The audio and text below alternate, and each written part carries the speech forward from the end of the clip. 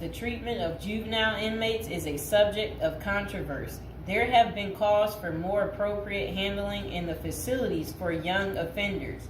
Numerous lawsuits and human rights investigations have targeted the conditions at Rikers Island, often focusing on issues like solitary confinement, the use of force by guards, and the prolonged detention of inmates awaiting trial.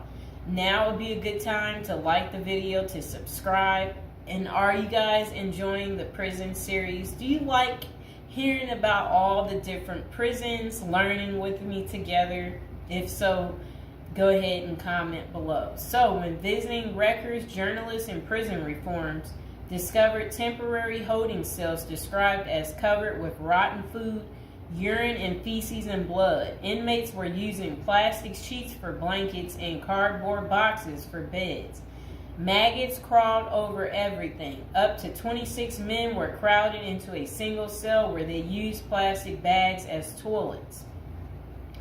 Prisoners kept in holding cells, which should be used for only 24 hours or less, often stayed there for more than a week awaiting transfer. In that time, food and medical services were not routinely provided. Now let's hear that paragraph again, just a small bit of it.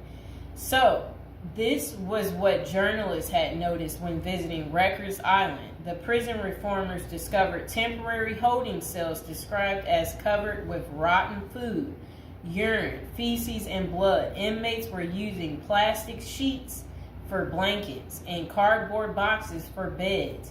Maggots crawled over everything. Up to 26 men were crowded into a single cell where they used plastic bags as toilets. That does not sound good, does it, people? It's disgusting. So over the years, there have been various attempts to reform Rikers Island, focusing on improving conditions, reducing violence, and providing better mental health care.